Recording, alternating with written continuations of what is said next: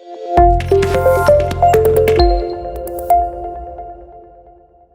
vrai que la communauté qu'on a créée il y a 20 ans, tournée essentiellement sur l'expérience client, ne peut plus ne pas partir tous les ans avec le Hub Institute. Et on le fera évidemment au CES, mais aussi à la NRF. On a adoré la NRF cette année. On ne peut pas emmener les 3500 membres, mais on emmène des délégations de 10 personnes. Qu'est-ce qu'on a retenu très rapidement, puisque Vincent parle vite, des tendances autour de l'expérience client. C'est notre focus, relation client, expérience client.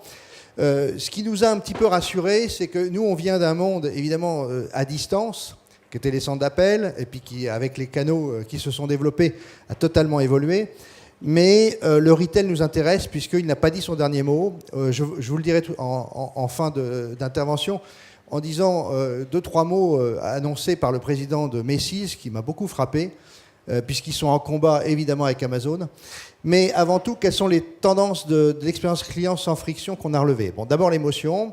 Vincent en a parlé. Évidemment, il faut, avec la réalité virtuelle, apporter un peu plus de personnalisation, d'authenticité. On l'a vu dans des magasins comme Coach, on l'a vu chez Casper, on l'a vu, tu l'as très bien dit, également chez CoverGirl. Le bien-être, l'expérimentation, venir passer un bon moment, c'est très important. La confiance, transparence. On trace les produits pour que le consommateur soit rassuré. Et puis surtout, fluidifier le plus possible ce passage entre le digital, entre le physique et le digital, avec, si possible, un parcours client sans couture, qu'il soit démarré sur des canaux à distance et qu'il soit ensuite repassé en physique et repassé en digital. Le parcours client va totalement changer dans les années qui viennent. Ce qui nous a aussi intéressé, mais ça on l'a vu au CES, c'est le futur, avec une Chine oui, très puissante. À la FRC, on a rentré dans nos membres, par exemple Alibaba. L'année dernière, on a vu Alipay. On voit qu'ils veulent dominer le monde. On voit qu'ils veulent de toute façon imposer, avec Emma Fresh et toute leur technologie dans le cloud, dans le paiement, dans les smart cities, leur technologie. Ils veulent battre les Américains, on l'a bien compris.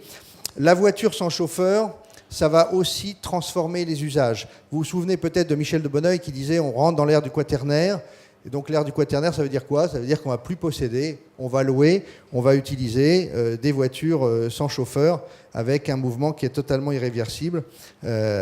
Ensuite, l'abolition des frontières du hardware et du software, ça nous gêne un petit peu plus, surtout nous, Français et Européens. C'est la domination des assistants vocaux qui vont nous surveiller, qui vont nous traquer. On a tous de Google Home ou Alexa à la maison. Quand est-ce que des solutions européennes viendront le jour? On appartient à la FRC et au Hub Francia. On va essayer de voir si des solutions françaises, en alliant des startups, peuvent exister, peut-être pas tout de suite, mais dans quelques années. On peut rêver. Et puis la technique puissante, et on a beaucoup parlé au CES de résilience, la 5G, encore une fois, dominée peut-être par les Chinois demain, le cloud et les capteurs.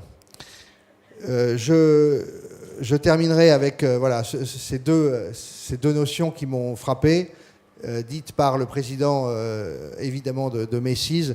En dessous, vous voyez, Customer Experience, it's a journey, it's not a destination. C'est un parcours, c'est un voyage, ce n'est pas un produit, ce n'est pas une destination. Et après, il a ajouté, je ne sais plus dans quelle conférence, il disait, le mix marketing est en train de se transformer. On ne va pas parler que produit et prix, on va parler d'expérience. Donc l'expérience client va commencer à rentrer dans le mix marketing de plus en plus.